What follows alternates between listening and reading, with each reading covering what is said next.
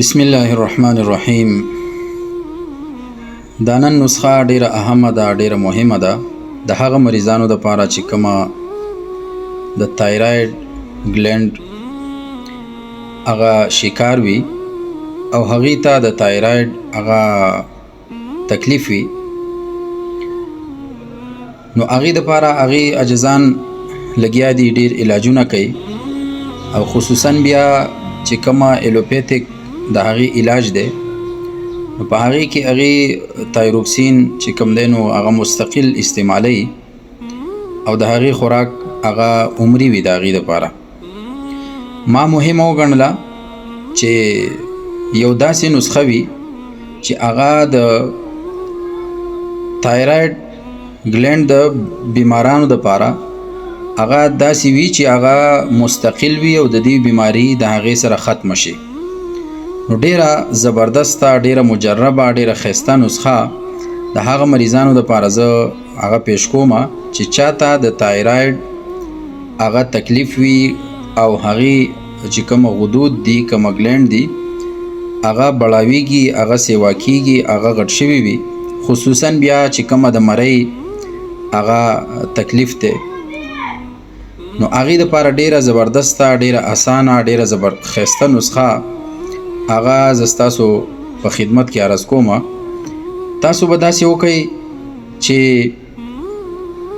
ادرک که دا هغه وچ ادرک وي، خشک ادرک وي، سونډ ورته وایي، او که چېرته دا لون وي هم خیر دی. د ادرک دومره غوندې یو ټوکړه دا به راواخلئ او یو 2 کپه اوبو کې به دا واچوئ.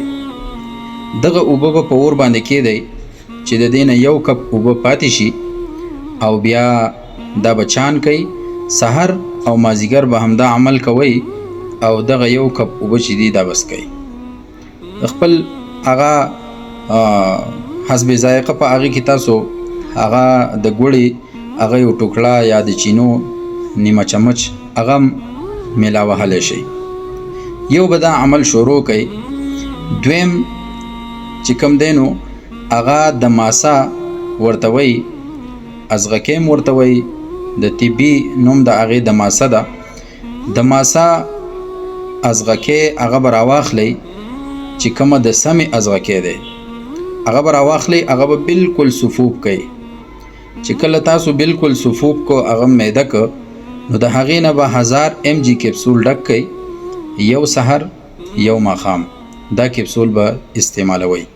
انشاءالله تعالی د تجربې هغه مطابق چې ازمیخ هغه پې کړی دی مونږه، ستاسو تایراید ګلینډ چې کومه مسله ده د الله په حکم سره په میاشت کې، په 2 میاشتو کې، زیاتو نه زیات په 3 میاشتو کې به دا مسله انشاءالله د جړلې نه ختمه شي.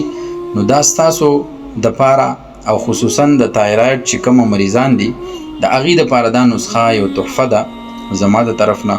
الله مو ښه ده وباد ساته. الله دې ټولو مریضانو له شفای کامله عاجله مستمره ورکړي. هر قسم امراض والا، هر قسم مریضان هغه زموږ سره په لاندې نمبر چې کومه په ویډیو کې دی په دې باندې رابطه کولی شي، زما هغه کلینیک ته راتللی شي، زما نه مشوره اخیستلی شي.